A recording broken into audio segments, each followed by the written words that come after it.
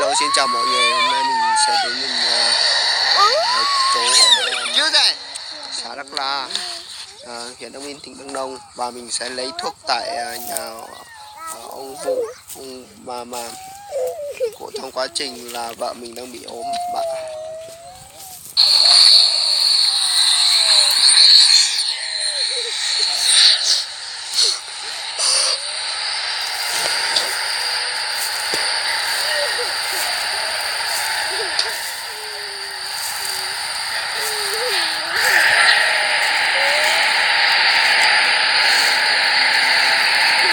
Vợ cháu cần phải đốt không bác?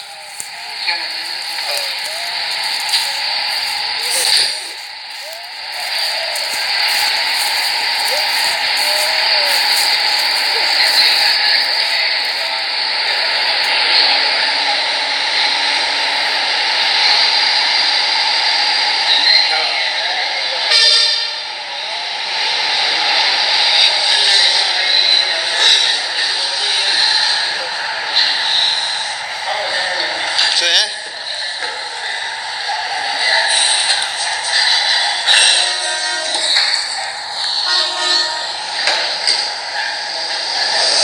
Mấy đo nhịp tim à? Nó sắp cửa luôn kìa.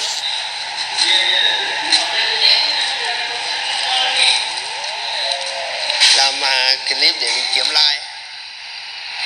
Kiếm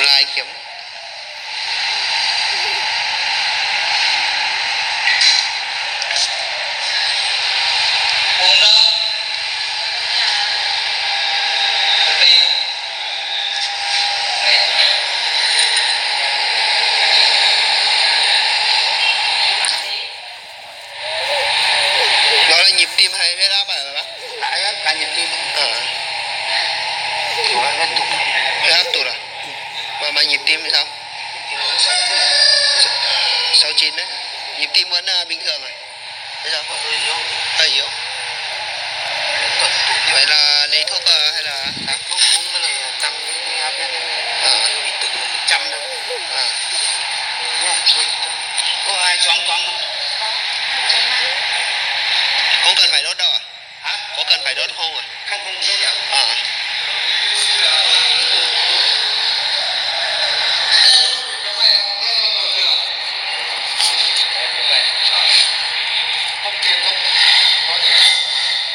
Thuốc này thuốc gì này nhỉ?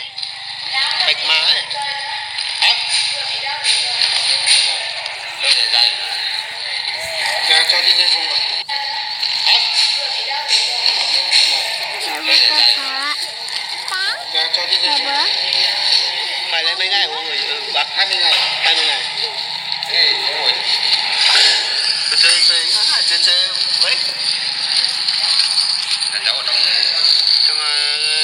Rót đây.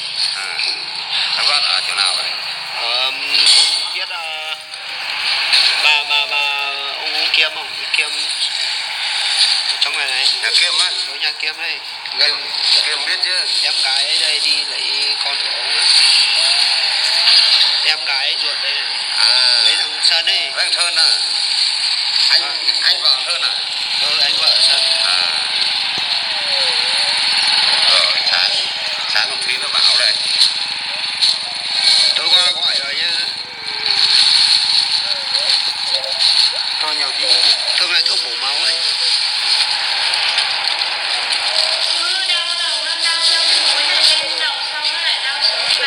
Rồi, ok. Lấy mấy tiếng rồi.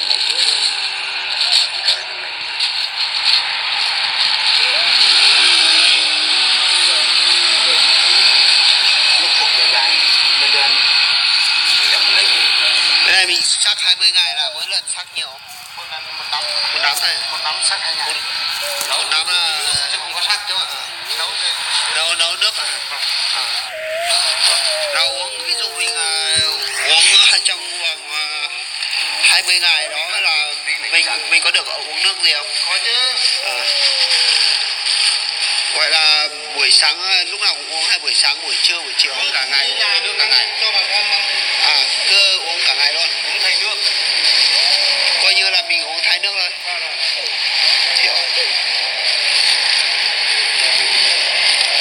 Vậy dụ mình ăn cơm xong là nó không uống xong nó không ảnh hưởng đến dạ dày. Cái này kèm theo dạ dày cho. Bác tên gì ạ? Sáng. Tên Sáng. Nhà bác ở Đắk Nông à?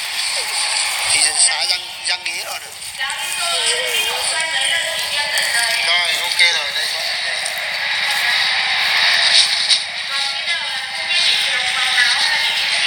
Dạ, thiếu máu nào? Ai đau đầu lắm?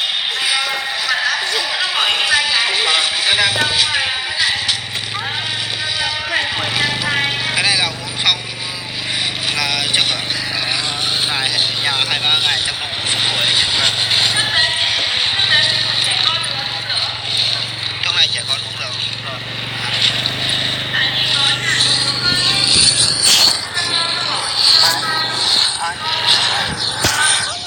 Bác là trước quê là ở đâu bác?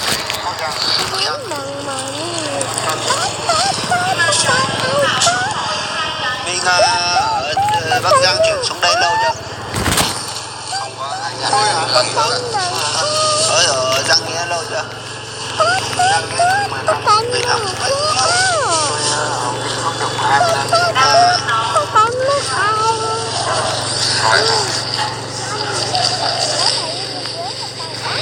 Mỗi lần đi lấy thuốc phải về miền Bắc. Đâu, Bác gửi vào thôi. Làm cái nghề y này cũng phải lâu năm rồi nhỉ? 16 tuổi. 16 tuổi bây giờ. Là gia truyền. Bây rồi. Vậy đây rồi.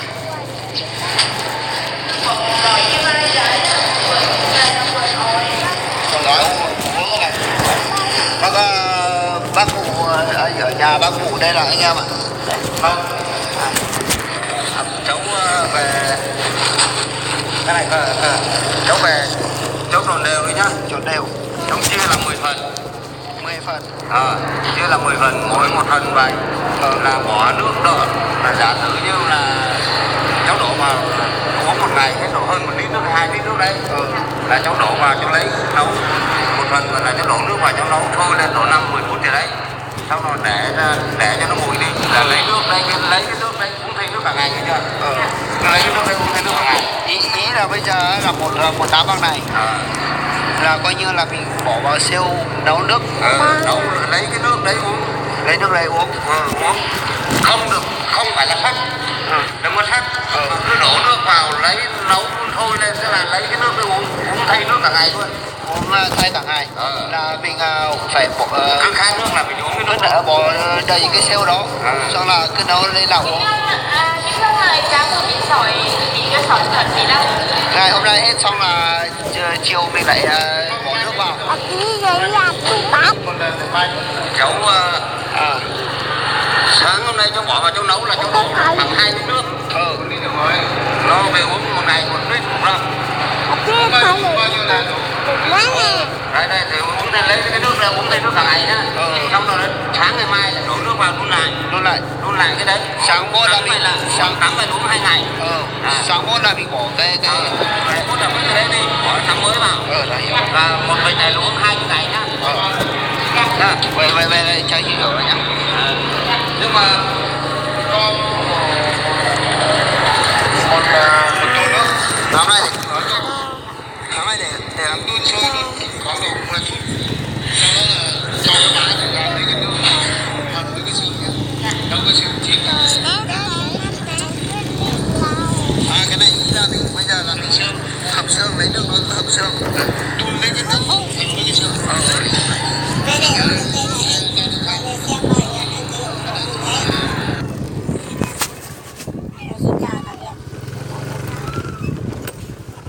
Tụi cái đại pháo cái này.